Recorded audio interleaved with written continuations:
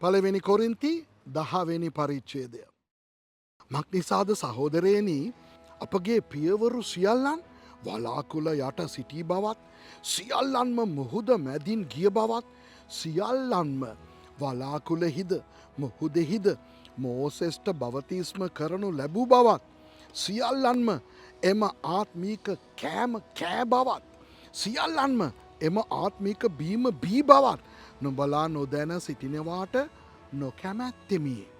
මක්නිසාද ඔවුන් තමුන් අනුව ගියා වූ ආත්මීක පර්වතයකින් බීවෝය. ඒ පර්වතය නම් ක්‍රිස්තුස් වහන්සේය. එසේ වී නොමුත් ඔවුන්ගෙන් වැඩි දෙනාට දෙවියන් වහන්සේ ප්‍රසන්න නොවූසේක. එබැවින් ඔවුහු කාන්තාරයෙහි හෙලා දමනු ලැබුවෝය. ඉඳින් ඔවුන් නපුරු දේවලට ආශා වුණක් මෙන් අප විසිනුත් ආශා නොවන පිණිස මේ කාරණා අපට ආදර්ශ විය. සෙනඟ කන්ටද බොන්ටද හිඳ ක්‍රීඩා කරන්ට නැගුටු නෝයයි ලියා තිබෙන ලෙස ඔවුන්ගෙන් සමහරෙකු මෙන් රූපවන්දිනෝ නොවෙල්ලා. ඔවුන්ගෙන් සමහරෙක් වෛශ්‍යාකම් කළක් මෙන් අපි වෛශ්‍යාකම් නොකරමු. එයින් එක දවසෙහි 23,000 දෙනෙක් විනාශ වුණෝය. අපි ස්වාමීන් වහන්සේ පරීක්ෂා නොකරමු.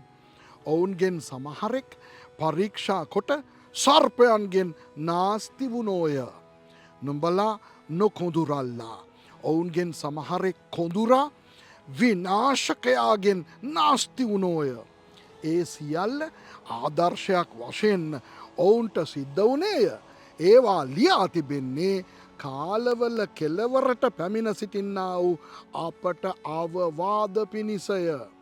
එහෙන් තමා කෙලින් සිටින්නේ යයි සිතන තැනැත්තේ නොවැටෙන්ට බලාගනීවා.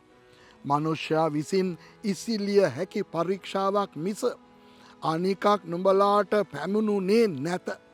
නොමුත් දෙවියන් වහන්සේ විශ්වාස කෙනෙක්ය.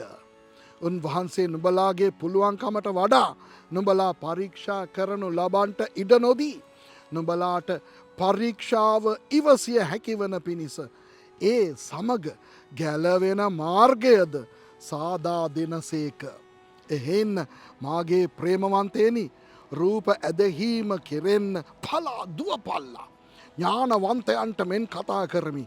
මා කියන දේ නුඹලාම විනිශ්චය කරපල්ලා. අප විසින් ආශිර්වාද කරන ආශිර්වාද කුසලාන වනාහි ක්‍රිස්තුස් වහන්සේගේ ලේ සහභාගිකමක් නොවේද. අප විසින් කඩන රොටිය ක්‍රිස්තුස් වහන්සේගේ ශරීරයේ සහභාගිකමක් නොවේද. කුමක් හෙයින්ද බොහෝ දෙනෙක් වූ අපි එක රොටියක්ය එක ශරීරයක්ය. මක්නිසාද අපි සියල්ලෝ එක රොටියේ පංගුකාරයෝව සිටිමුව. මාංස ප්‍රකාර වූ ඉශ්‍රායල් බලාපල්ලා. පූජාවන් කන අය පූජාසනය සමග සහභාගි වන්නෝ නොවෙද්ද. එසේ විනම් කුමක් කියම්ද. දේවතා පිදවිල්ලක් යමක් කිය කියාවත් නොහොත් දේවතාවෙක් යමක් කිය කියාවක් කියම්ද. නොමුත් මිත්‍යාදෘෂ්ටින් පූජා කරන දේ ඔවුන් පූජා කරන්නේ දෙවියන් වහන්සේට නොව යක්ෂයන්ට යයි කියමි.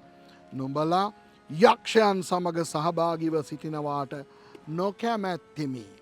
නුඹලාට ස්වාමීන් වහන්සේගේ කුසලානෙන්ද යක්ෂයාගේ කුසලානෙන්ද බොන්ට නොපුළුවන. ස්වාමීන් වහන්සේගේ මේසයටද යක්ෂයන්ගේ මේසයටද පාංගුකාරයන් වන්ට නුඹලාට නොපුළුවන. නොහොත් අපි ස්වාමීන් වහන්සේ උදහස් කරමුද. අපි උන්වහන්සේට වඩා බලවත්ද. සියලු දේ ගැන නිදහස තිබේ. නොමුත් සියල්ල යෝග්‍ය නොවේ. සියල්ල ගැන නිදහස තිබේ. නොමුත් සියල්ල වර්ධනය නොකෙරේ. කිසිවෙක් තමාගේම කාරණා නොසොයා එකිනෙකා තම තමාගේ අසල්වාසියාගේ යහපත සොයාවා. මස්කඩේ විකුණන කොයි දෙයක් නොමුත් හෘදය සාක්ෂිය නිසා කිසිවක් නොවිචාරා කාපල්ලා. මක්නිසාද පොළොවත් එහි සම්පූර්ණකමත් ස්වාමීන් වහන්සේගේය. නො අදහන්නන්ගෙන් යමෙක් නුඹලා කෑමට කැඳේ වූ කල නුඹලා යන්ට කැමැති නම් නුඹලා ඉදිරියෙහි තබන ලද කොයි දෙයක් නොමුත් හෘද සාක්ෂිය නිසා කිසිවක් නොවිචාරා කාපල්ලා. නොමුත් මේක දේවතා පිදවිල්ලක් යයි යමෙක් නුඹලාට කීවොත් දැන් වූ තැනැත්තා නිසා හෘද සාක්ෂිය නිසා නොකා සිටපන්න. හෘද සාක්ෂිය නිසා යයි මා කියන්නේ නොඹේම හෘද සාක්ෂිය ගැන නොව අනික් අයගේ හෘද සාක්ෂිය ගැනය. මාගේ නිදහස්කම අන් කෙනෙකුගේ හෘද සාක්ෂිය හැටියට විනිශ්චය කරන්නේ මන්ද? මම ස්තුතිදීමෙන් කන්නෙමි නම් මා ස්තුති දෙන්නා වූ ඒ දේ ගැන මක් නිසා අපහාස කරනු ලබම්ද? එහෙන් නුඹලා කටත් බොතත් වෙන යමක් කරතත් සියල්ල දෙවියන් වහන්සේගේ ගෞරවය පිණිස කරපල්ලා.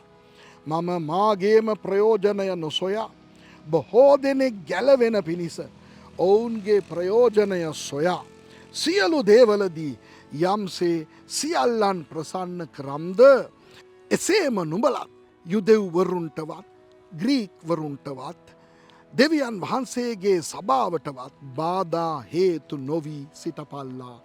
ආමේන්.